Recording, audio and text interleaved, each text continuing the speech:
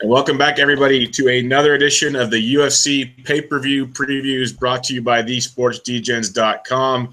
We'll be previewing UFC 217 from Madison Square Garden, a mega fight card, 3 title fights, the return of GSP, all kinds of good stuff. Before we get too deep into that, let's introduce the hosts of the show. You got, as usual, Dawk. You can find him on Twitter at @positive_Vig. Dawk, how we doing? Excellent. What's going on, guys? Not much. You've heard this gentleman before on one of our preview pods. You can find him on Twitter at @CWalkBets. Chris, how we doing? I'm doing great, guys. Thanks for having me on. No problem. And our third member of the pod, our fourth, I guess, if I count myself, for the MMA analysis, you can find him on Twitter at True UK Fans. It's almost basketball season. Wesley Colvin. Wes, how are we doing? Doing good, man. Thanks for having me on again, brother. Look forward to talking about this good card. We figure with the mega card, we got to have the captain of the Hogs on the show. So we're going to go all in on this one. It's only fitting. But let's just get right at it. This card, literally from prelims to the end, there's guys we've seen on Fight Passes, headline and stuff. So this is nuts. We'll go right at it. UFC on the Fight Pass, early prelim, 6:30 Eastern, 3:30 Pacific time in the bantamweight division. I'm going to butcher this one. Amin Zahabi out of Canada, 7-0 against Ricardo Ramos out of Brazil, 10-1. Doc, kick us off on this one. Short and sweet. I like Ramos. A lot of people thought that Ramos would actually open up a dog just because of Zahabi's name and his, he fights out of TriStar and stuff, but in Zahabi's debut, he didn't impress me at all, and I was actually kind of surprised that Ramos opened up, I believe, -125. I don't know what he is now, but if I would look anywhere, it'd be Ramos. But I think that line is too high now, so it's a pass for me. But I think Ramos can. I think he's gonna touch him up. I wasn't wasn't too impressed with Zahabi's defense overall. I think he's got a kind of a long way to go just because of his last name. People are gonna think he might be an attractive dog, but no, I think I'll probably finish him in the third. Yeah, Ramos is up to about 185 to 190 now, so it's climbed quite a bit. Chris, what are you thinking on this fight? Anything you like on this? I'm in the same boat with Doc. I don't have a whole lot on this one. I don't know enough about Ramos. He looks pretty talented. He looks pretty athletic. I'm on the same way there. I like Ramos.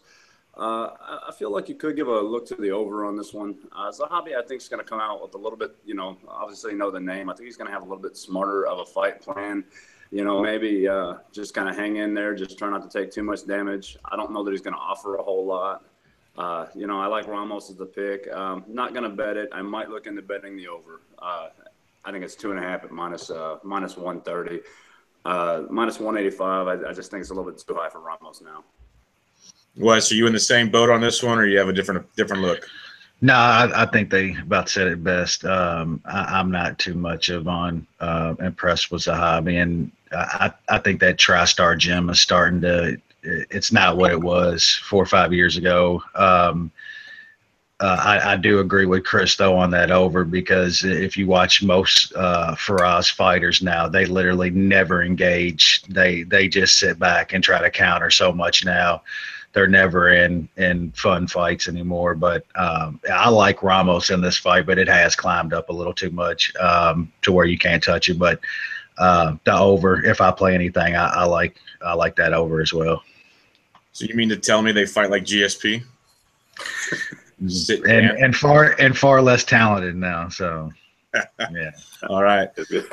We'll move on to the next fight on the Fight Pass prelims. You got Michael. It's Polish. I don't know Polish at all. I'm not even gonna try it. Mikhail, he's 12-2 out of Poland, fighting Ion Cutelaba out of Moldova. This guy's a monster in the light heavyweight division. Two pretty good fighters. The fighter out of Poland, I feel so bad for not knowing his name, but I know one of you guys will get it right. So, Chris, kick us off on this one. Yeah, well, I'm not going to be the one to get it right. I'm not even going to try. Cutelaba was a monster. I feel bad for the guy from Poland. This isn't who you want to make your debut against. He's big, he's strong, he's powerful.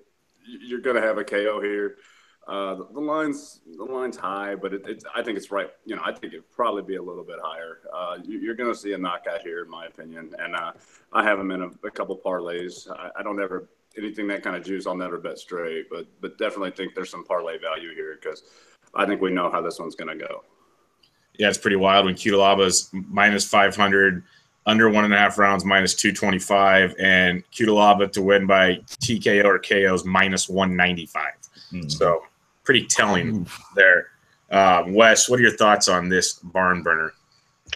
Yeah, Cute Labia is knocking this dude out. I parlayed some of the KO and him inside the distance. I think him inside the distance is minus 250 or something like that. That's a great parlay piece if that's what you like to do because he's knocking this guy out. Love it, love it. So Dawk, pretty much a DraftKings lock. Is that what we're looking at here? I think he's going to be very high owned. I probably will not have him in my lineup for the Rub and Tug Invitational. But I love that, by the way. It's phenomenal. When that popped up last week, I almost fell out of my car. There is one thing, though. Kutelaba's defense leaves me. I think his defense is a bit lacking. I don't think he should be this big of a favorite, to be honest, even against Oleg Seixchuk. Yeah, that wasn't bad. That's not bad. We can actually kind of go like join a champion. We can just call him Michael Loser. Yeah, Michael. I'm sorry. He's probably going to lose the fight. No, man, this kid's actually pretty tough. He's got a hell of a chin on him. I watched actually an extensive bit of tape on him. He has this one punch, and it's kind of a reminds me of Razor Ruddock a little bit. It's like an uppercut, and it goes like this. It's not like a full uppercut. It's like it's quick, and I'm not saying throw money on this dog or whatever, but Cutelaba, this guy lost to Jared Cannonier. I mean, he shouldn't be no 500 favorite, but I'm not touching the fight. I'm not going to even be on it. I'd probably look at the under because I think both fighters' defense is atrocious. But the only thing is that this Polish kid he has a chin. And so that means that chin is not going to be, he can take a punch. Kutelaba's punch, I don't know, but I think, the under might be a pretty good play or a parlay piece or something. But I'm not getting involved in this fight at all. Yeah, it looks like on paper this should be pretty ugly. But let's go to the final Fight Pass prelim card, and this one could be very interesting because I know. It might have been even when Wes was on last time. We talked about Curtis Razor Blades, 12th ranked heavyweight in the division, or it was against Alexei Olenek. We've seen these guys both fight recently, not against each other, obviously. He's the 9th ranked heavyweight in the division. I know Olenek was a heavy dog the last time, and Dawk and I were on him, and we like that. But Wes, Blades is about a minus 360 favorite. What are you thinking in this one? Does he actually kind of redeem himself from looking kind of boring last time? Yeah, I'm actually a pretty big Blades fan. If anybody's listened to me, they know how much I like my dude Hogano. I think that guy's going to be a heavyweight champion for like a decade. And Blades did get beat by them in that fight a couple years ago, but when that happened, I said those two guys are going to fight each other again, and it's probably going to be for a belt. Blades is that good. He was just a little bit more raw than Ngannou. Ngannou's just further ahead of him at this time, but his wrestling's legit, and now he uses it to keep fights up on the feet, and his striking has improved a ton. I just can't see him getting Ezekiel choked in this fight, and that's probably about the only thing that could happen to him in this fight. I just can't see him getting caught in something like that. And this dude's got like 56 fights now, man. The wear and tear is starting to get on him. Blades is just, he's the angle you like in this sport now. Young, up and comer, ready to make a name for himself. Those are kind of guys you want to bet now. Price is a little steep. I think he dropped to around 300 a couple of days ago, and I got him in a couple parlays. But yeah, I can't see him losing this fight. Doc, would you look at well, what's your thoughts on the fight and any inside the distance over-unders you're looking at here? No, because I mean, I think Blades can finish him, but the thing is that this dude is Olenek is tough as nails, man. He is tough. He's got a chin on him, even though he is 40 and in the wear and tear, like Wesley alluded to. Blades is a pretty special fighter in my opinion. I don't bet heavyweights often, but he was fighting not his last fight against Omielanchik, but the other guy. Even though the guy had a knee injury and it was a TKO, he's like the only heavyweight I've bet in the past 2 years inside the distance because I knew he'd finish him. I think the big thing here for Blades is speed. He's so much faster, man. And I think that's going to show. I just think if he just needs to stay off that cage, because if Olenek's only way he can win this is to grind up against the cage and try to trip him or something and get him down, because that's the only path to victory for him is getting him down on the mat and just kind of dry humping him and trying to it's not going to happen. No, I think Blades is going to avoid it. His quickness is going to be too much for Olenek. So, I don't know, man. I think Blades is. I'm not in dudes for a parlay, but Blades is worth it. I think he's a sure thing. I think. I hate to say that term, but he's pretty sure thing. Yeah, I remember. It wasn't his last fight. The last fight he went the distance. The fight before you're talking about Cody East, where he finished him in the second. But that one that went the distance, I thought most of us all thought he'd finish it early. And it makes me wonder if he gets way more aggressive in this fight, try to make a statement in Madison Square Garden, especially like Wes mentioned with Hogdanu moving up the ladder here. We'll see how that goes. Chris, what are your thoughts on this fight? I'm on the same boat. I believe it was actually the last time I was on with you guys. It was actually the night of the Blades' last fight. And I think I mentioned something in there, and I said, hey, check out this over. And I'm going to go there again. Because, you did. As Doc was saying, right. I think as Doc was saying, I mean, Olenek is tough. He's a tough dude. He's going to take some punishment. I think you're going to see a lot of the similar kind of stuff out of Blades. I think you're going to see him not rush in too much. He's not going to offer a ton. He just doesn't want to get caught. And once again, that's the only way that he's going to lose this fight. It's by submission. I think Blades has the advantage everywhere. He's stronger on the feet. He's an athletic beast, comparatively speaking. He's got the wrestling edge. I don't think he's going to use it, but he's going to use it not to get taken down. So I think you're going to see him kind of slow. You're going to come out in heavyweights. They're going to do heavyweight things. The over 1.5, I think I got it at -120. I think that's going to be pretty easy. You might see a late stoppage. You might see. I mean, I just don't see Olenek getting the submission here. So I really think it's going to be Blades. Maybe a late TKO. I might even go to decision again. I'm going to hit the over, and I have Blades in a few parlays. I think there's just too many ways he wins, and the one way he can lose, I just don't think he will, because I think he's just too athletic for it. And I think that's a good point, though. If he does somehow lose, the over 1.5, knock on wood, should be pretty much in the bag, barring something crazy. One last thing on this fight I want to mention for those DK people out there: the prices came out before the Vegas odds, and so Olenek's $8,200, while Blades is $8,000. So there's your snafu. What? There's your snafu DraftKings pricing right there. The rest of them are pretty legit. Wow. The rest are pretty legit. That one's just a bit off, if one would say. So if you want a quote-unquote free square, you have one. Yeah. So I don't want to give away all the tips, but I got to try to win the round. But we got that going for us. Let's go to the fight. The FS1 prelims, 8 Eastern, 5 Pacific, and now we get into some really, really interesting fights that I can't wait to hear some opinions here. You got in the welterweight division, Randy Rude Boy Brown against Mickey Gall, the slayer of all things WWE.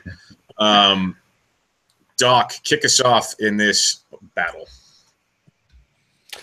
I haven't taken a look at this line yet. Mickey Gall's -1. Not a pick 'em, basically. Okay. Yeah. Randy Brown opened up -135 or -145, or was it higher? It was a tiny bit higher. I want to say like 150 or something like that. Let me check. So if I can get Randy Brown at +100, I would probably take him into consideration, because I don't think I don't know. Gall is a guy that beat a wrestler. He beat Sage Northcutt, and I'm not a believer. I mean, I'm just not. I think he's kind of talked his way into getting fights, and I think Randy Brown's going to be a tad bit disrespected, and I don't think Mickey Gall's going to be leg kicking him like Bilal Muhammad. And Randy Brown's a big dude, man, and I don't think Gall's going to have. I don't see Gall getting a double leg on him or anything. Brown's got a significant reach advantage, and I think Brown can piece him up. So if anything, I'd take a look at Brown. I think Gall is, everybody, like a lot of people think that he's like a purple belt. I mean, he's not. And the thing is that in this jiu-jitsu game, there's guys that are high level, and then there's guys that practice jiu-jitsu and stuff. And one thing I've learned is that when you're doing it without a gi, it's totally different. And Gall made Sage Northcutt look stupid because Sage Northcutt sucks, and he's just a guy that has good abs and can break blocks. And then CM Punk is a former wrestler, so if Brian Barberena can sub you, I think Mickey Gall can fucking sub you. So I think that I just think the money's gone the wrong way. I think Randy Brown's going to win. Okay. What are your thoughts on this one, Chris? Man, Doc, you could not be more wrong, my friend. This might be in a long time. Mickey Gall excels at the one thing that really Brown has really shown to struggle with, and that's the takedowns. I mean, he gave up what? He gave up 2 against Montano. Montano. And then Fucking Montano. Say it again. Montano. Yo. Eric Montano. But I'm not impressed by Randy Brown at all. I think the hype was too much from the show. I think he really comes into this fight looking a lot like Sage Northcutt to me. He's got talent. He's athletic. I just don't think this is a matchup where he succeeds. I think Mickey Gall is going to get him down. I think he's going to keep him down. I don't think there's any questions on Gall's cardio. I think he's going to be there. I think he's going to grind him down. I think Gall getting finished here. I think he's going to be have a smart fight. I think either way this happens, whether it be Gall picking up 2 rounds and getting the decision, or he probably more likely as a late round submission, 2 or 3 submission to win it. But like I said, this is going to be one of my bigger UFC bets in a long time. I think this is a little bit of a hype train going up against a guy he's derailed a couple previously, so we'll see. Interesting. Wes, can you get the tiebreaker here for us, please? Yeah, see, there's a few things in this fight to me. For one, I think Mickey Gall's BJJ is being highly underrated here. I mean, he's been training around the New York area BJJ scene, the Henzo Gracie satellite gyms and stuff for years now. His BJJ is pretty legit. Randy Brown was getting taken down by fucking Eric Montano. If you don't think Mickey Gall can't get him to the mat, you're crazy, because he can. And the third thing is Randy Brown's Randy Brown's cardio has failed him in almost every single fight. When it gets to the third round, Randy Brown is tired as fuck. He's really big and really athletic and carries a lot of muscle, but it cost him later in fights. This is a really close fight. I think it's going to end up being a 29-28, one way or the other. I just think Mickey's got the cardio to get that third round, and I think if Mickey Gall wants us to the mat, he's going to get it to the mat. I just can't get the images out of my head rewatching a tape of Eric Montano taking Randy Brown down. That's a big fucking deal here.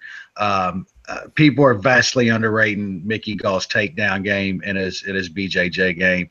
I really like Mickey Gall in this fight. I'll be betting him. I know our boy Best Fight Picks has got like 7 units on Randy Brown, which I find insane. I don't know how anybody could have 7 units on Randy Brown. If just look at his tape from his last 3 fights, and how can you have 7 units on Randy Brown? That's just insane to me. But to each their own. And but I like Mickey in this fight.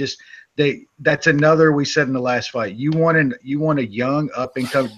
The guy has talked his way into fights, but I think he wants it. He believes all that stuff he's talking. He really thinks he's good. I think he's pretty good too. He's still really young in this sport. Guys that young and where they're training and stuff, they make leaps and bounds in improvement from fight to fight. I think we know what Randy Brown is. I think we've seen what he is. I don't think we've seen the best of Mickey Gall yet, and I'm banking on him making another pretty big leap and improvement here. No, those are valid points because he has talked his way into fights and he's backed it up every step of the way, pretty impressively too. It'll be a good fight, and it makes sense that you guys all think it's gonna be tight or whatever because the line says it right now. It's gonna be basically a coin toss, going the distance type deal. So should be a good one. Bubba, there's one thing that Wes brought up, and he does bring up a good point. And this is what kind of gave me pause, is the fact that Gall is very, very confident. Mm-hmm. And it's not just – confidence is a big thing, man. And just look at my boy Darren Till. Mm-hmm. Confidence, man, confidence. Confidence is big. Really believe in it and actually believe in it, not just spewing it, talking a bunch of bullshit, but believing it. You can tell a guy like Till, he fucking believes it. A guy like Mickey, he believes that he can be great at this, Yeah, good point. And he's fighting in his backyard. Locked there too. One of the things, Chris, what's up? You can add one thing on this is, I think it's kind of telling. The over/under is 1.5, and I don't see a situation where Gall's losing in the first round. I think if he gets hit and he gets hurt and he gets tagged, I think he goes to the takedown and I think he gets it, and then I think he's going to try to recover, and I think he's going to say, "Hey, I got to keep this fight here." We've seen what he did with Sage too. Sage got him a little bit in that first round, but he knew Sage was going to fucking hit the wall. He knew he was going to hit the wall hard too. Right. And what's he do? He goes down to his back. He's like, "Come down here." No, you don't. That gives him time. Mickey's a smart fighter. That's one thing that's hard to teaching guys and find is fight IQ is huge in this sport. It's so huge. Sure. Yep.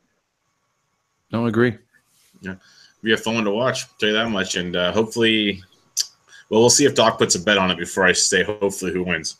Let's go to the light heavyweight division. We have one of the more frustrating / disappointing fighters in Ovens St-Pierre, the number 6 ranked light heavyweight, going up against number 7th ranked light heavyweight Corey Overtime Anderson. Chris, what are your thoughts on this light heavyweight fight? I think I'd rather take a nap. This is all sorts of awful. You never know what you're going to get lost. Clearly he has what looks to be all the talent and all the size in the world, and he just routinely likes to, I don't know, toy with us and do stupid shit or not do anything, and then he just comes up with these random submissions that nobody else in the UFC can do. So, I don't think Anderson's going to take him down at all. Osp has the athleticism. He's going to do whatever he wants to do. I think Anderson has a questionable chin. I mean, he got blasted by Manoa. It's set up for get a pretty good win here. So all he has to do is show up. I'm not trusting him with money on this one, but I do think Osp wins. What about you, Wes? Yeah, I'm kind of the same way here. Osp should win this fight, but man, he just sometimes he just doesn't show up sometimes, and literally he doesn't care. And I mean, I could see Corey Anderson laying on him against the cage for 2 and still in 2 rounds. I mean, I could absolutely see that. But Chris is right. I mean, that chin is highly suspect. It's just, do you know if OSP is gonna swing enough? You know, is he gonna? I don't know. You just don't know what you're going to get out of that guy half the time. He's got like so much athleticism, and you can see the talent. And we've seen it for years. He's never really put it all together. Yeah, I can't really bet anything in this fight. I was kind of thinking about the over because it's 1.5, but it's a little juice now, so I'll probably stay away from that. But yeah, OSP will probably be the pick. But yeah, I don't see how you can bet this fight. Yeah, and over if I'm -200, I'm like, yeah, no, I'm good. I'll sit and watch. Doc, what are you thinking? Same thing, or you like the dog in this one? No, if I could like set a timer on when I could take a dump during this fight would be the time. I have no fucking interest in this fight. I will say this. OSP is and he's been looking good, and maybe if he applies himself, if he really applied himself like totally 100%, he could be fucking really good. He's got all the tools, man. But yeah, I'm probably gonna get a beer, take a piss, or do whatever during this fight. I'll probably watch it. Who am I shitting? I'll watch it. Whatever. We always say that, and then we're texting each other about. Did you see that fight? Yeah, I know. About how terrible it was. Yeah, exactly. Like, we text each other of why did we sit and watch this fight? Yeah. All right, let's get to one that could have some fireworks, or it could be Fatty's gonna fatty. We got Walt the Big Ticket Harris in the heavyweight division going up against Mark the Hand of God Beer. Walt Harris has 10 wins, and all of them via KO or TKO. The odds in this one, I'll start giving those out like a responsible person here. You got Walt Harris about -375 or -380, so pretty heavy favorite. What are your thoughts on this one, Wes? Yeah, man, Godbeer is just terrible. He's just not very good, man. But I don't see how Walt Harris can be -400 against fucking anybody. I mean, honestly, it's heavyweights. It's Walt Harris. It's Godbeard. You really want your money on a -400 in this fight? I can't see it. I did sprinkle a tiny little bit on Fatty's gonna fatty since it's at plus money, and I'm just gonna sit back and hopefully they get fat and sloppy, and I can cash in over at plus money. That's kind of what I was thinking. I saw +115, +125. It's worth a little shot. It's worth a little shot. But between where you're shopping at, both these guys, we've seen them just drag ass in that octagon at times. So anything can happen. Chris, what are you thinking on this one? Yeah, I'm not really sure that there's anything you can bet on this one. I'm with Wes. Walt Harris shouldn't be laying that price to anybody. I mean, don't get me wrong. He's 6'5", 250. Not the guy I'd like to run into an alley by any means, but I just don't know that he's gonna do enough early. The over might be a pretty good play. Watching them just kind of feel each other out. I think Godbeer is awful. If Harris comes in motivated and wants to throw punches, it's gonna be his knockout, just waiting for him to take it, and it's just a matter of when he decides to try. Like I said, no bet on this one. I think there's a knockout to be had. It's just a matter of when, so I'm not even going to touch the over. I'm just going to say Walt Harris is going to win and move on to the good fights coming up. Smart man. What about you, Doc? Any thoughts on this one? No, same with Chris. I think Harris is the quicker guy.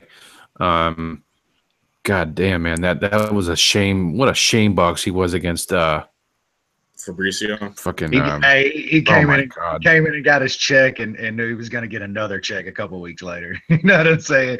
He did play that the smart way, at least. He did. True. Catch me outside about that. Say, did he even get hit? Yeah. Has a round one. Yeah, finish, I don't think he did. I don't think he took one punch. No, He just, tapped. he just went to the ground and just gave him his arm. He was just like, here. Yeah. Yeah. Yeah, he tapped as Yeah. quick as he could fucking tap. I think I've taken longer shits in that fight last time. Yeah. Yeah. No, Harris is going to win. I'm not touching the fight. For you DFS boys out there, is there any interest in Harris? He's $9,000. Ooh. And Godbeer's like 73. I don't think Godbeer's going to touch him up. I think this is Harris's fight to lose. Yeah. It's just a matter of starts punching. If Harris comes out of the gate and starts hitting hard and fast, it's going to be a great DFS play. I'm heavyweights, man. I think we all know how they do sometimes, and who knows. Yeah. Yep. Especially the way the new scoring is, no takedowns, it's going to get ugly. Let's go to the final FS1 prelim fight in the light heavyweight division. James the Texecutioner Vick, 11-1 against Joe Irish Duffy. You know, the man that fought Conor McGregor successfully, 16-2. Doc, take us away in this fight. To quote our Thor sing friend Dougie, there are levels to this shit. Duffy is going to knock him the fuck out. I hope you're right. I really do. That's all I have to say. There's and this when it comes to if this stays on the feet, which it will, Duffy is going to fucking piece him up like no tomorrow. There are levels to this shit. Period. You like plus 200 on a KO? Plus 150 inside the distance. He's not. Yeah, I would take a stab at that. Yeah. What are your thoughts on this one, Chris? I agree a lot with Doc, and definitely, Duffy's got the big advantage on the feet. I'm really excited about this fight. I think Vick's a pretty smart fighter, and I think he kind of, unlike some of the guys we see who just come out and they have their style of fight and it just never changes. I think he changes a little bit to who he's fighting. I mean, I think he was kind of doomed in the Dariush fight from the beginning, so I'm not really going to hold that one to him. But I think he was a kind of the smartest fight I've seen him fight was in the Trujillo fight, where he just kind of, didn't do much. And, of course, neither one of them did, but he just waited and he kind of found his opening. I don't think he's going to get his opening here. I don't think he's going to get Duffy down. But I think you're going to see this fight last a little bit. And over a round and a half, I kind of like here. I have it in a couple parlay pieces just because I think it's at, minus 170.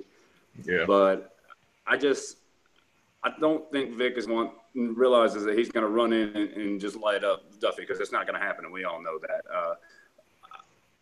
Duffy's going to win, in my opinion. I just hope it takes him about 8 minutes. What are your thoughts on this one, Wes?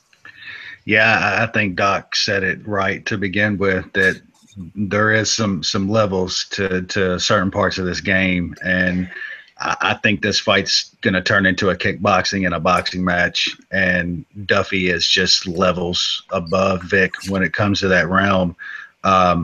Vick's length, though, is a thing that Duffy has to be worried about, and it's something that Vick has used well for years now. He's really learned to use his length, but the thing with Duffy is, man, his boxing is so good and so technical and smart. I just see him getting in and out on Vick. If he can get in and out and stay in or outside of that range of Vick, he's going to piece Vick up.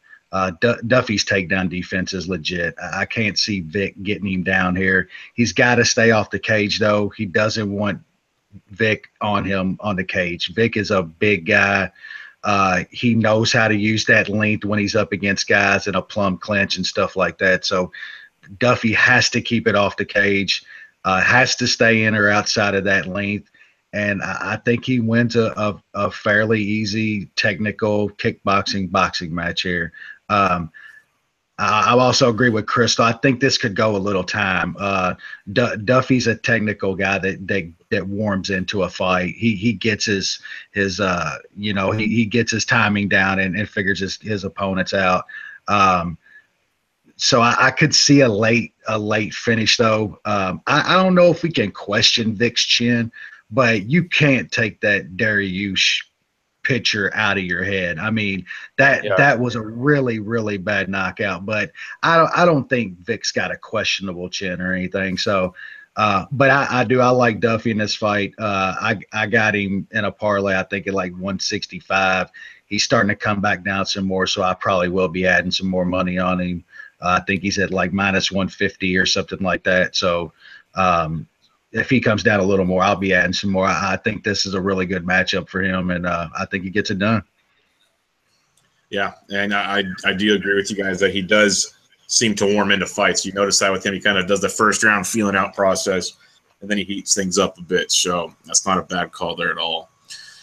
Let's go to the pay-per-view, 10 Eastern, 7 Pacific, 5 fights on this pay-per-view. And why not? Why not start out with, if you want to talk fatty's going to fatty, we're going to start out with Johnny Big Rig Hendricks in the middleweight division going up against Paulo the Eraser Costa. I pray that Costa just feasts on Johnny and finishes this. That's what I want to see. I don't think Johnny is much of anything. He had that win in his last fight. More power to him. But I'm ready for a bloodbath here, and I don't even have the odds here on this page. This is impressive. Did they take him down? It's high.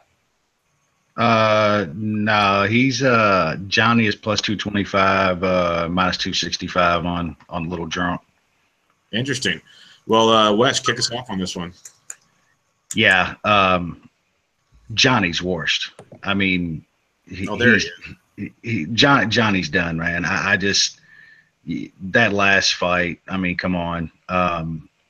Him going to Jackson's for a year, that doesn't mean jack shit to me. I mean, Jackson's doesn't resurrect guys moving up to 185 after they couldn't get off the steak diets and shit after they won a title. USADA absolutely caught up with Johnny Hendricks. He was absolutely a dude that was on the good shit. Me personally, I don't give a fuck. I've said it over and over. I don't care about steroids and shit, but he was absolutely taking them. I mean, we've seen his body turn to mush after that shit came in. This guy he's fighting is going to be massive. That dude is massive at 185. He's going to have 30 pounds on Johnny come fight night. This is going to be ugly. I like Little Drunk inside the distance. I think I got like minus 155, and I played him by KO is what I think it was, minus 115 or something like that. I think this is – we've been saying Johnny's at the end for a couple years now, I think, but I think this is going to be ugly, and it's going to be the beginning of the end for a guy that probably squandered the good years of his career, man. He just wasn't dedicated. Johnny Hendricks he wasn't dedicated enough, man. If he had the drive, like, say, a GSP, might have stuck around and held that belt for a couple years, but he didn't give a shit, man. But, yeah, Little Drunk for me here, man. Inside the distance, KO. Yeah, it's wild. You can get Little Drunk at around minus 140. Inside the distance is minus 156-ish, it says. So, yeah, that's pretty solid value. Like you said, it's crazy that Johnny's opening the pay-per-view of the main event against GSP. So that just makes you think about how things have changed. Chris, what are your thoughts on this one? I think Wes is spot on here. You look at it for a path of victory of Hendricks, and what is it? I mean, he doesn't – I think Wes is really right on the USADA thing because, I mean, Hendricks doesn't have the power he somehow used to have. And I don't know that he's even scary really with his hands. He doesn't really wrestle much anymore. I don't think he just poses anything in this one. And, Baby Drunk looks really good. I think I got this – I think I had it minus 200. Yeah, he was right down there to open. That was a really good number. And I was like, that is just way too good. I haven't had the best luck betting Hendricks fights, but the size difference, the power difference, and the output by Boratina here, it's going to be ugly quick for Hendricks. The only thing I say – sorry, Chris. The only thing I'd say, just if you want to give one little thing to Johnny, is that Little Drunk just completely blows his wad and somehow Johnny can survive and he completely gasses out. I don't see that happening, but that's your only possibility with Johnny Hendricks in this fight. Well, he swings and misses for about 4 minutes, he could be in big trouble. But I mean, Hendricks doesn't really seem like one that misses many punches anymore. No, he ain't got the movement and shit anymore to get out of what's going to be coming at him. No. The end of this fight, he might be called Johnny the Human Punching Bag Hendricks, because that I still remember that Olowe Bambosi fight, which was just destruction. Doc, what are your thoughts on this fight? Yeah, Hendricks' last fight, I was actually on Tim Boach because Hendricks was fighting in his home state, and I knew he would just shit the bed. The only thing that gave me pause is something that Wes just touched on. When I looked at this line, Borrachina was -200. He opened up, and I'm like, what? That's just weird. And I think the only thing that Johnny can do is hope Borrachina gasses out and then Johnny takes him down, because Borrachina's takedown defense is not all that great. And if he can just kind of grind him and, lay and pray and dry hump him for 2.5 rounds, then, I mean, it's possible, but I don't think that's going to happen. I think Borrachina he's a very big middleweight, and Johnny is a natural welterweight fighting at middleweight because he can't keep his diet straight. Did I just rhyme there? I think I did. Hendricks tried that. Not bad, Doc. Thing against Magny. Yeah. Well, right? Right. And I was like thinking about Lucky Stars. I had Magny that fight. But I just think the speed and the size, just too much. No, I'm not doing anything with this fight. Honestly, man, this card, I think it's a great card. Not a lot of things I'm doing with this card. But if I would do anything, it'd be Borrachina and a parlay or inside the distance. Well, that's like you said, we're going through these fights and they're really entertaining fights from different angles, but sure, like value-wise and stuff, not a ton. But that could change as we head to the Final Four and we get into some big boy fights now. So you got in the welterweight division, Stephen Wonderboy Thompson going up against Jorge Gamebrad Masvidal. This, I've heard a million different scenarios on it, and I can agree with most of them. This is going to be very, very good. Chris, kick us off on this one. Yeah, I'm excited about this fight. I'm one of the few here that I think this is a bad matchup for Stephen Thompson. Masvidal does what you would think you'd want to do if you're Stephen Thompson, which is come at him, do a lot of pressure, and Thompson being a counter fighter, I think most people think it sets up well for him, but I think Masvidal is pretty good. I like his movement. I think he kind of gets in and out. He does what he wants. He just has this awkwardness to his approach that I think lets him set up for a pretty strong performance here, especially, I think it's at what, plus 150, plus 160? Yeah, 160 now. Yep. Yeah.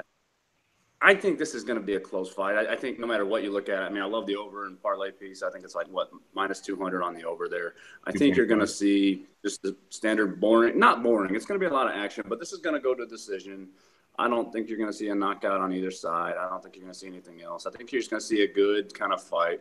I don't know that Thompson's going to be able to get off enough. He might be able to strike one of those crazy kicks on a counter, or, counter catching Masvidal coming in. But I think Masvidal's smart enough when he comes in. He's going to come in with some patience. He's going to hit him. He's going to get out. He's going to do it again. I think you're going to see a pretty, probably a 29-28 decision, if not 30-27. I think Masvidal's going to have the right approach. I'm a big fan of Masvidal. I don't think, I did like how he held up against Maia. He didn't get choked out, but I feel this is a little bit better setup for him. I like him, especially at the plus money here. Doc, what are you thinking on this one?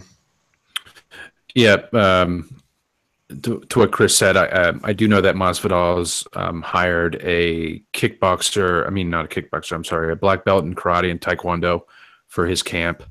I think Masvidal is actually one of the smarter fighters as far as fight IQ. He has been known to kind of like coast a little bit sometimes and get a little bit undisciplined, but I think all in all, I think his fight IQ is pretty good. I think you're going to see a lot of leg kicks from Masvidal to kind of try to neutralize Thompson. And the thing with Thompson is that I'm just kind of like, you know, before his fights with Woodley, I mean, you got to take a look at who he beat. He beat, God, why do I always do this? I always forget their fucking names. He beat Big Mac. Okay, he beat Royer McDonald, who was fading at the time. I don't think he really ever recovered from that fight with Lawler. Lawler, yeah. And then who else did he? God Ellenberger. He fucking Ellenberger. Thank you. I mean, there's three guys, man, that like those guys are not on Masvidal's level, man. I think Masvidal, is the one guy out of all the welterweights they're talking that nobody's talking about. And Masvidal is extremely dangerous. I think he's a bad matchup for Thompson as well. I have not bet any fight on this card yet. Masvidal, I will be on. I'm just kind of waiting on the number. I hope it goes up even more, but I will be on Masvidal, definitely. Interesting. At 2 dogs on this one. Wes, what are you thinking? Yeah, see, if there's ever a fight to where I think it's a good style matchup for both guys, I kind of think this one is. You know, Masvidal does pressure guys, and of course that's what Thompson wants. He wants a guy that's going to come at him. For me to pick a winner here, it's there's just a couple scenarios. It's what I think is going to happen. Is Thompson going to be able to land the counters enough and land enough good ones? Because we know he's not going to throw a lot. You know, we know he's probably going to not knock Jorge out. So he has to land enough and make them convincing enough to the judges, because Jorge's going to have cage control. Jorge's going to have the aggression. Jorge's going to have the output. And in close fights, those three things right there win rounds. You know what I'm saying? Thompson's style is not built to win rounds. His style is to eventually catch you coming in, hurt you, finish you, or hurt you enough to take rounds from you. He's not going to do that to Masvidal here. So, and another thing I'll say about Masvidal, there is sometimes where he gets tentative and he just doesn't do anything for chunks of rounds. He can't do that here. That's his path to victory, is being the aggressor, being the guy with the higher output. He can't have those chunks of minutes to where he's not doing much. If Masvidal can do that, he wins this fight. It's going to be close, though. This is going to be a really close fight. This could be 29-28 either way. It's all going to depend on how the judges are scoring fights. I get taking the plus money here and what you think should be a really close fight. I like the over or fight going the distance.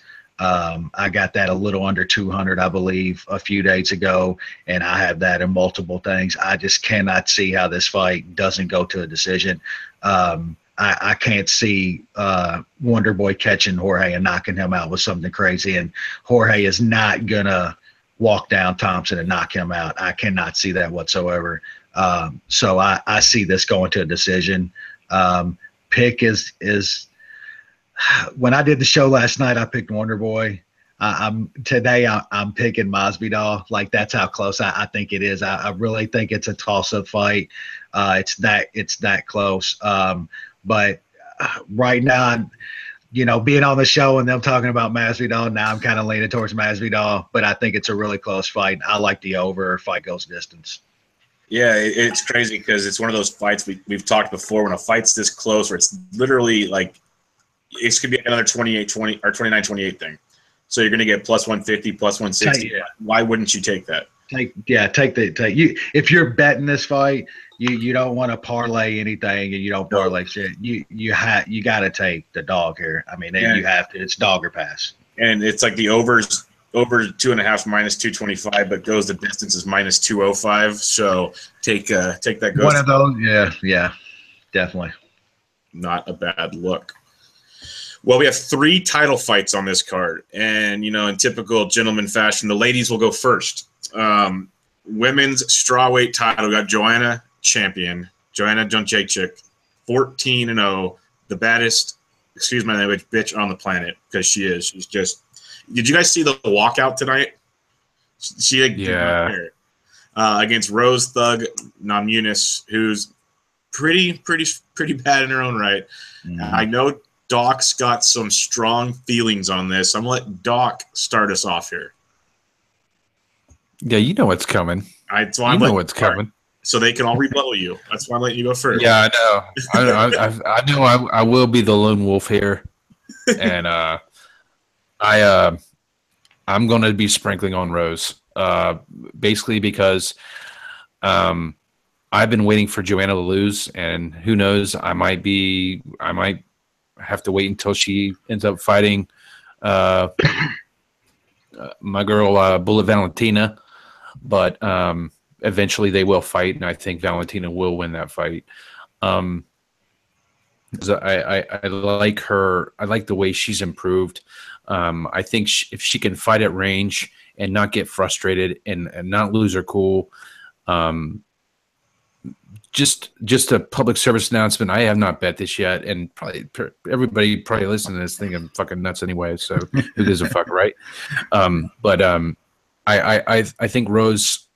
I think Rose has the tools to win. She has the ground game. Her striking's improved, but she has to catch her early, and I think that's possible.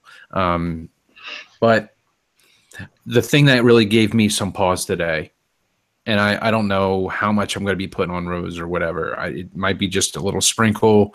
I don't know, but I did not like the pre-fight press conference today. Rose is not used to this spotlight, and that's what gives me pause with this. But I do think Rose has the ability to maybe trip her, take her down. She's crafty. She's definitely better on the ground than Joanna. Joanna has the really big advantage on the feet. I don't know. But I'm going to be sprinkling on Rose. You got to make your case, Doc. You got to make your case. I know. I'm going to be. They all got to go down. I just want to say, I'm going to let you finish. I just want to clarify something for people that maybe have never listened to this. Last fight Joanna fought, and I'm pretty sure it was either the last one before, Doc picked her opponent.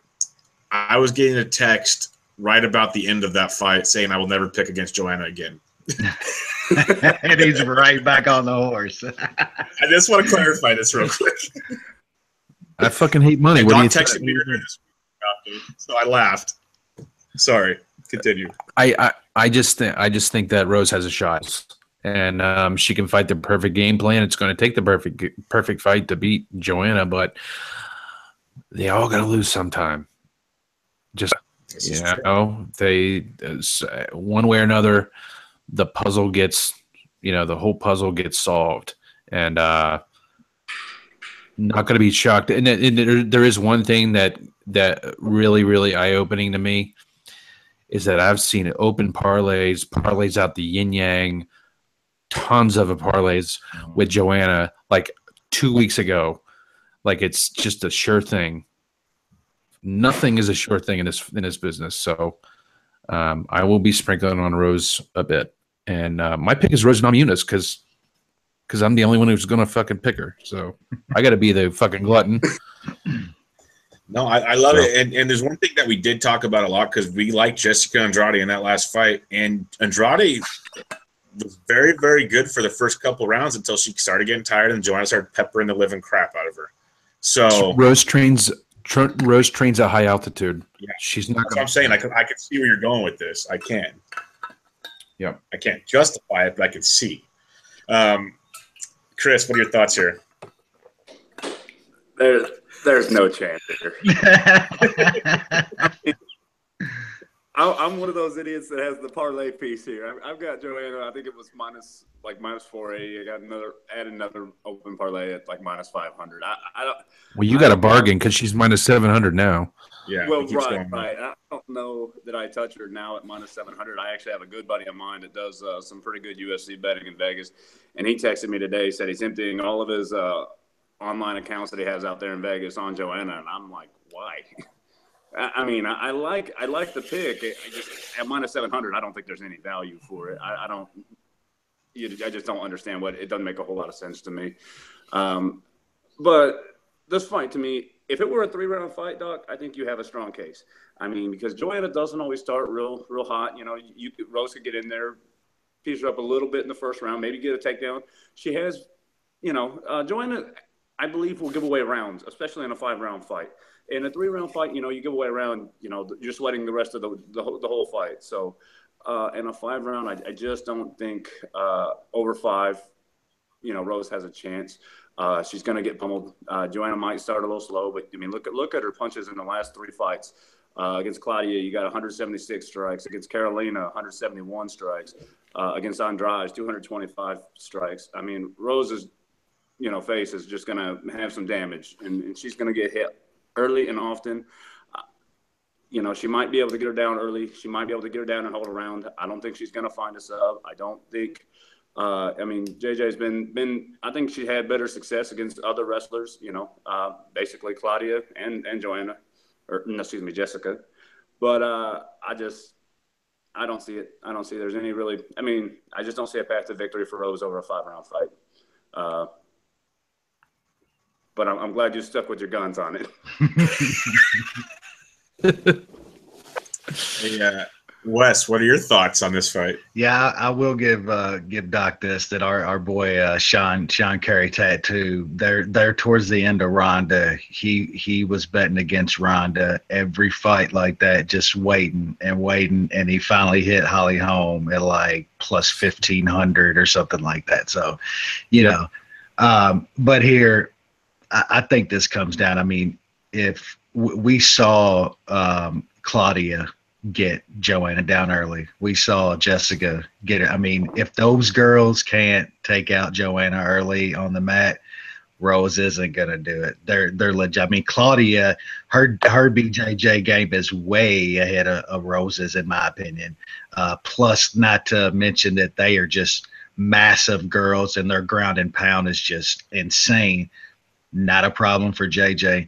Over a 5-round fight, it's going to be, I just can't see anybody getting JJ.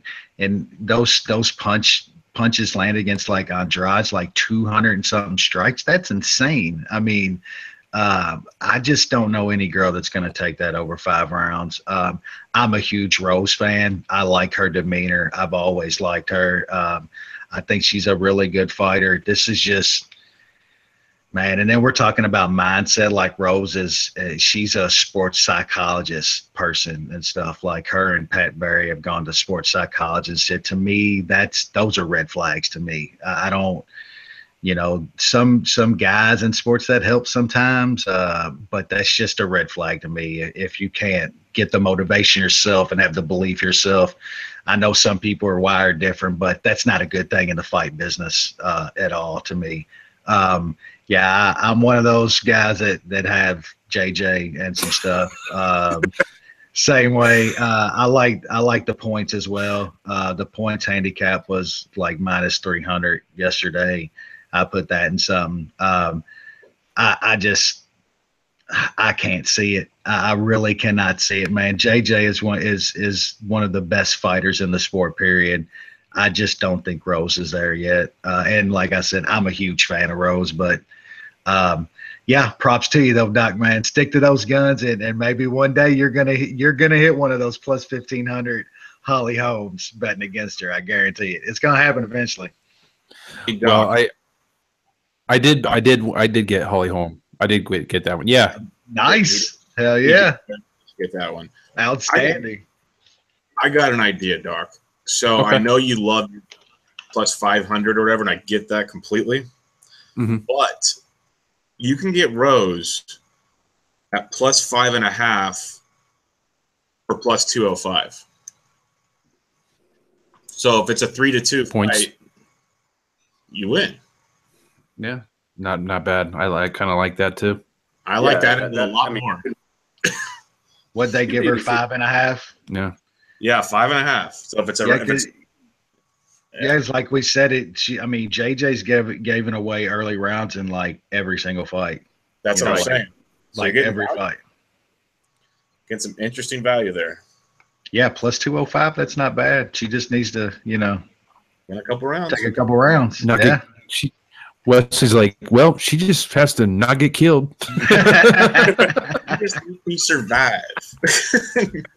Rose is tough, man. Rose is tough. I will say she's a different kind of chick, man. You can tell she's different. She's switched on, man. I like Rose a lot. I'm glad she got the title shot. I just think it's a little bit levels, man. She's just not yet. I don't know if any girl. I agree with Doc. I think that other fight's a good fight for JJ.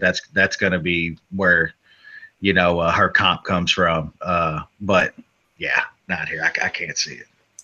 Yeah. Well, it should be a fun fight either way. So let's go to the second title fight. We had the bantamweight title fight, the one that got postponed at one point in time, and now we're back. It's like 2 or 3 Ultimate Fighters ago. Cody Garbrandt versus TJ Dillashaw. If you've seen this story, there are no mixed words in this one. I'm guessing Uriah will be close by to babysit. But this, I know I was thoroughly impressed by the way Garbrandt won his title. Like, thoroughly impressed. This could get interesting because I know Doc and I have been pretty pissed off about TJ's last 2 decisions. Wes, lead us off in the bantamweight title fight. Man, this is one of the best fights made in the sport, like hands down. I'm a huge proponent of the lighter weights. I think more people are starting to be now, and these are 2 of the most skilled guys in the sport. This is going to be a kickboxing match. I mean, this isn't going to the ground. These guys that's what they do. They're going to stand and trade. To me, it's really close. Cody's got that power, of course. I think TJ's chin thing is a little overblown. I don't think he's got some like questionable chin or anything. It's held up really well the last few years. I think TJ's a little bit faster, a little bit more technical than Cody. Has a more varied striking game. He throws more kicks, but man, the angles and the hand speed of Cody is just insane. These are 2 really good fighters. I think we're just splitting hairs here, honestly. To me, it's a number, and it's the guy coming off a knee injury and over a year layoff. And I'm going TJ here. I'm taking the plus number, and I think it's a really close fight. It's another really close fight, and you're going to have guys scraping rounds. And I'm hoping TJ can get 3 on a couple cards. I'll take the plus money, and it's more of, is Cody's movement and all that going to be right coming off of a knee injury and over a year off? I don't know. We'll see. I think TJ's chin holds up. And I think he squeaks by a decision. I could be completely wrong. It could go the other way, man. Like I said, we're splitting hairs here. These are 2 of the best fighters in the entire sport. But yeah, give me the plus money on TJ for a small bet. It's nothing big. I think it's a really close fight.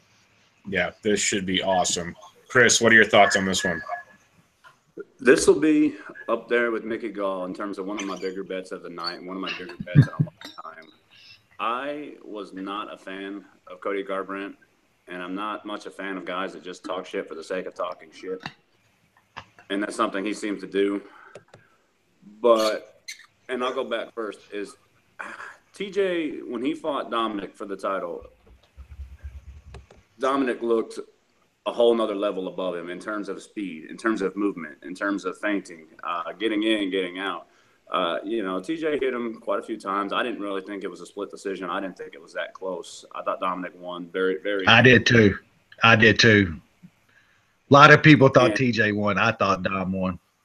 I thought Dom won. I thought Dom looked great coming off his layoff there. I thought that was not even close. And then when Dominic matched up against Cody, I said, well, I saw how good, Dominic's movement was against TJ. He was so fast.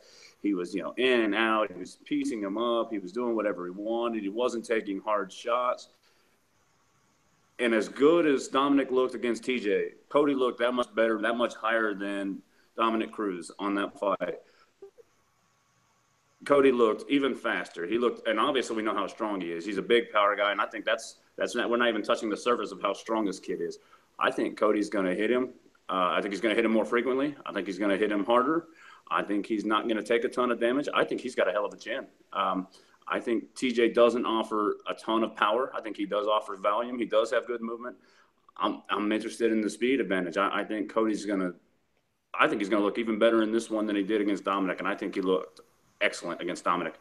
And I was on Dominic, so that one hurt. But Cody just put on a clinic that day, and I think he doesn't take this fight if he's not ready, especially given the beef. You know, he wants to get in there and knock TJ's head off, and TJ wants to do the same. I just don't think he has the power. I don't – as long as Cody fights his fight and doesn't get in the emotions of it, and he just fights, he's going to win this fight. And for the speed advantage here and for what I think he can do and put on a clinic in this fight, I think that's a good price. I think I got it at 165, 170, somewhere in that range. But, I mean, I've been wrong before, but I got a lot of money going on Garbrandt on this one.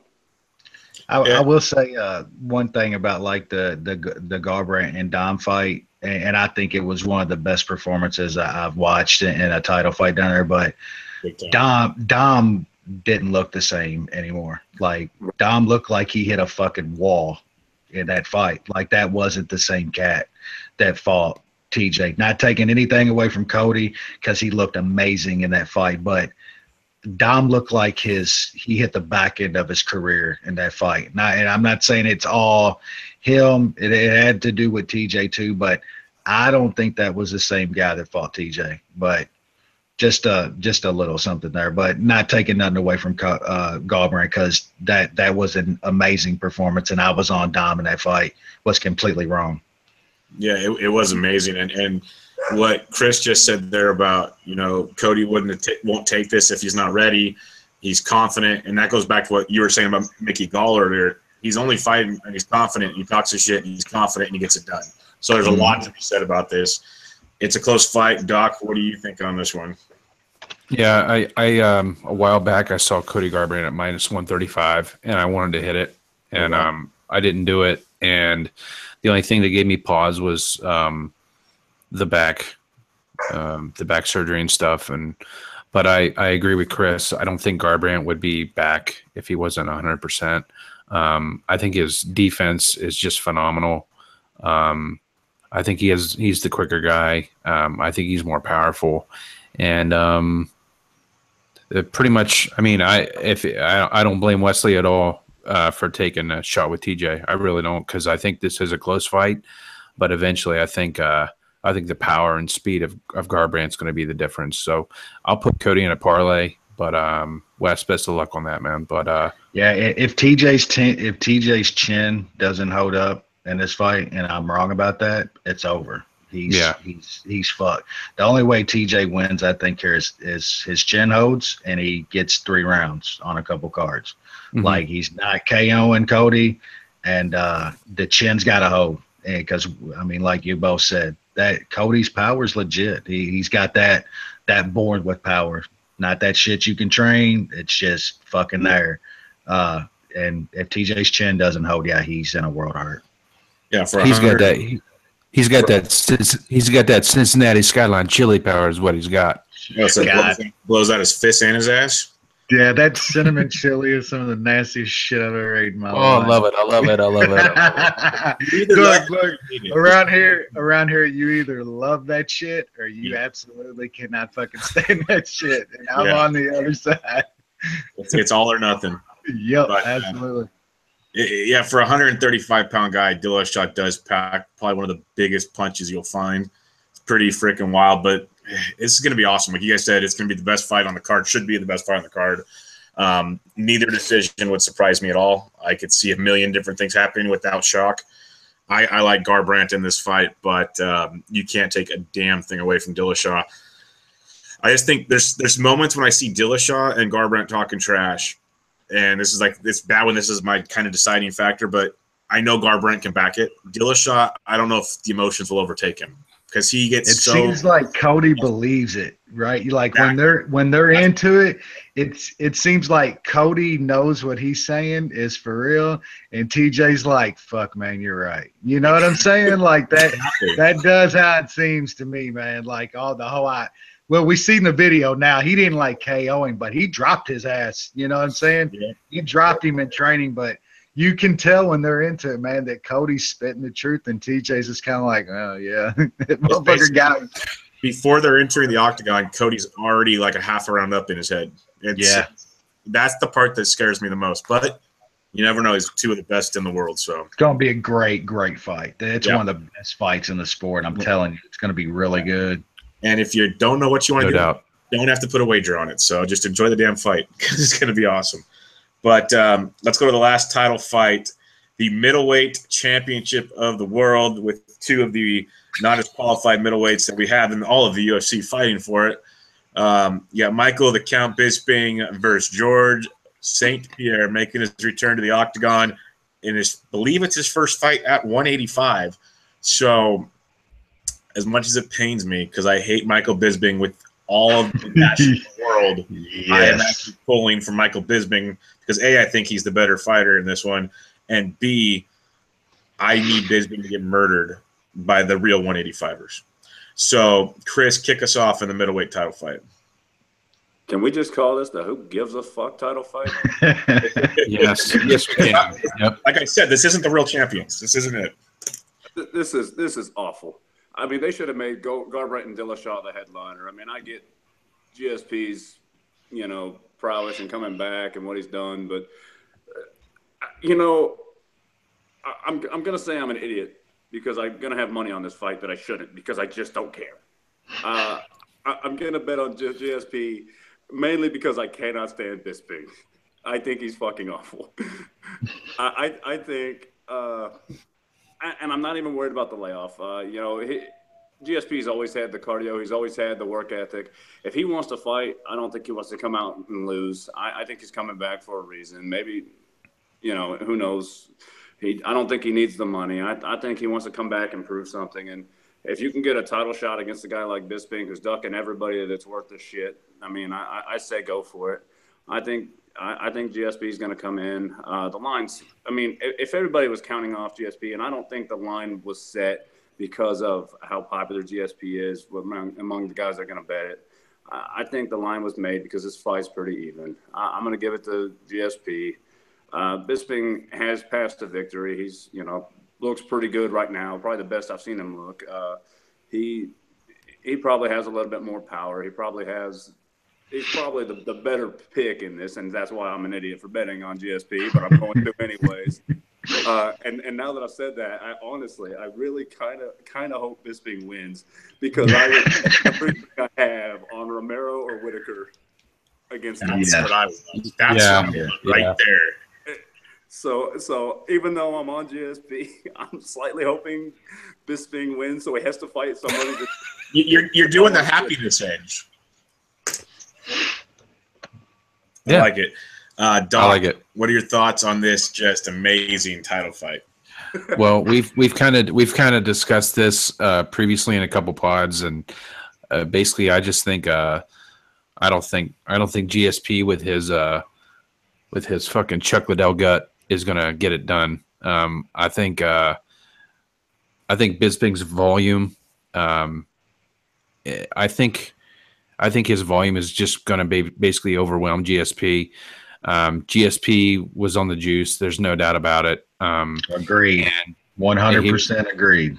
No doubt. And I mean, if you look at that his face after that Big Mac fight, yeah. I think by the middle of the third round, GSP is going to be like, "Oh, I shouldn't have come back to the UFC.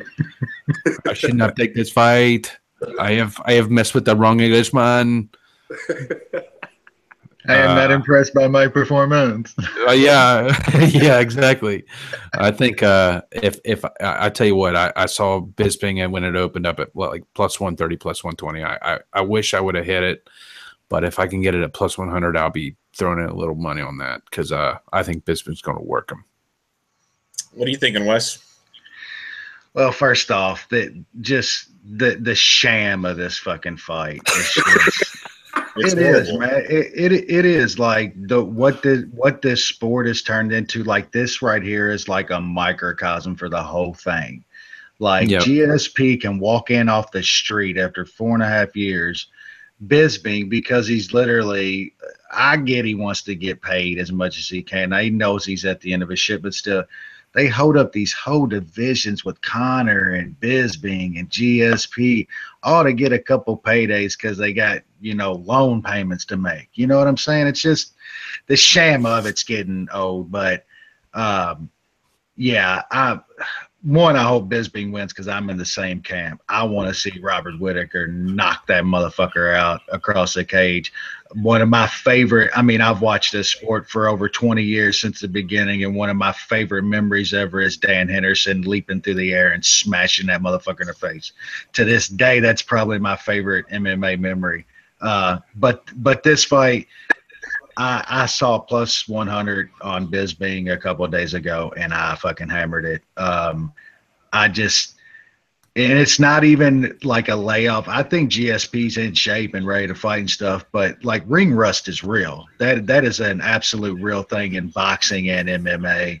And let's just, the size difference here. There's going to be a fairly good size difference. That's going to stop the GSP takedown. That's what GSP wants to do. Bisping's got great takedown defense. Not just great takedown defense, but great get-up game, too. When Bisping gets taken down, he is right back up. I can't see GSP holding him down for 3 rounds. GSP doesn't hit with power. He's a filler jab into a takedown. That's what he's been his whole career. That's not going to beat Bisping here. I think the line's kind of stupid, honestly. Bisping, that's been fighting active at even money against a 170er off 4.5-year layoff. Come on, I got to take some of that. I'm still salty as fuck that Dan Henderson didn't finish that motherfucker, man. I'm still so salty about that. We was out in Vegas, all the MMA analysis guys and shit, in a bar watching that, and I'm losing my goddamn mind when he's beating the shit out of him all over the ring. I can't believe that fight didn't get stopped. I'm going to be salty about that for the rest of my life. That was a tough one. On the bright side, we still have the memory of Bisping or Henderson from the top rope finishing. I still think he won that fight. I agree. That second one. I think he won that decision. But they weren't going to allow that. Nah, but Bisping, yeah, I bet Bisping pretty good. I think it's a good bet, honestly. Bisping at even money is pretty good here, in my opinion. Tell me what I'm missing here. If you like Bisping, you can get Bisping inside the distance at plus 300 or Bisping by decision for like plus 250. If you play them both for like half a unit, you come out better than 1 unit on the money line. Yep. I think it's going to be by decision. I think George stays in there. George's a tough dude. Bisping doesn't knock guys out or anything. No, not unless you're Rockle. But I get, yeah. Yeah. Fuck. God, don't remind me of that. Holy shit. I was furious that night. That and the Spicely over Santos and that Bisping over Rockhold has probably crushed me as hard as any juice I've laid in the past 5 years. It was just Welcome to the We Hate Michael Bisping hour. That's pretty much every podcast I do with Dawk about MMA. All right, so we got that out of the way. Let's do a couple best bets. Dawk, what are some of the ones you're looking at right now?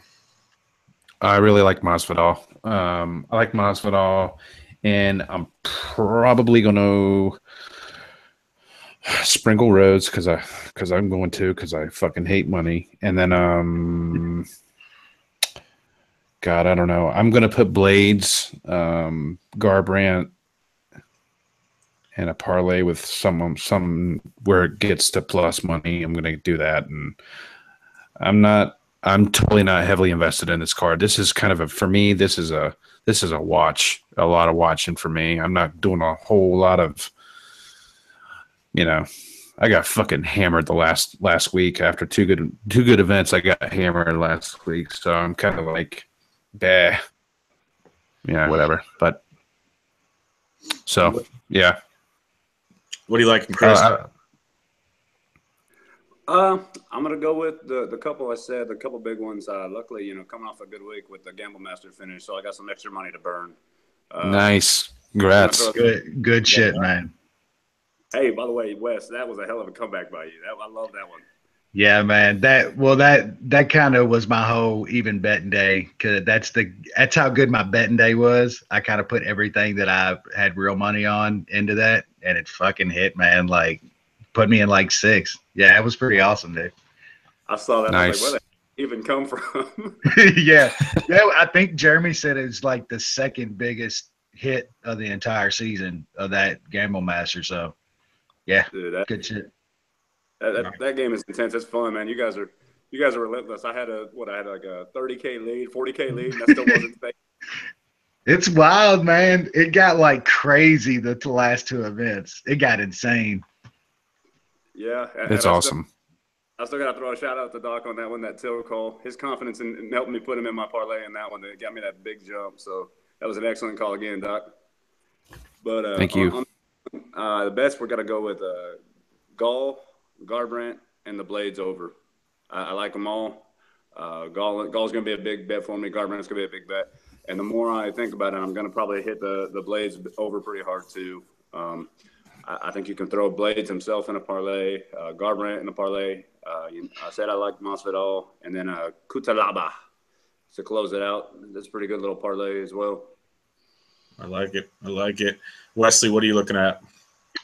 Yeah, well, my big bets on the card are Gall, Duffy. I really like Duffy in his fight. His line seems to be coming back down a little bit too, so maybe wait that out a little bit. I really like Michael Bisping too. I hate to have a lot of money invested in that shit show of a fight, but I think he gets it done. Then I like Little Drunk inside the distance against Hendricks. I think Hendricks gets steamrolled Saturday night. And then I got Cute Labia inside the distance when it was a little bit better. So yeah, those are probably my favorite. More I'm looking at it, I think Chris is that over the Blades fight at 1.5 is I think that's a really good bet. I'll be betting that as soon as we get wrapped up with the show as well. Yep. Liking it a lot. We got a couple events. UFC's busy again. They fight every week until I'm still scrolling. We get a week off after December 16th for Christmas, and then we go at it again. Hopefully Dawk gets the big Connor fight in Boston. That's what we're hoping for. Please. Nice. But please. I did bury the lead, and I forgot about it. I want to interrupt the fights. But I want to throw a shout out to Dawk.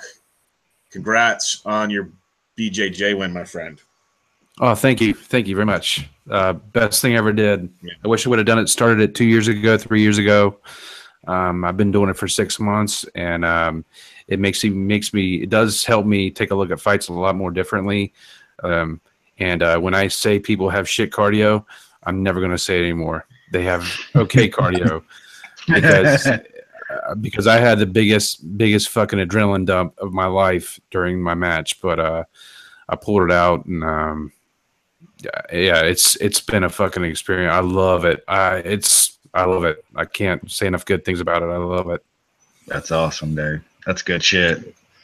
Hey, congrats, Doc. Sweet. Thank you, bud. Well, gentlemen, thank you, guys. Thanks for joining. It was awesome. Wes, thanks for joining. Chris, Doc, as always. Good stuff, gentlemen. Find Wes on Twitter at TrueUKFan, and check out their MMA analysis pod. We usually retweet it or tweet it from that Sports DJ's handle. Awesome dudes, the whole podcast. Great guys. So check that out.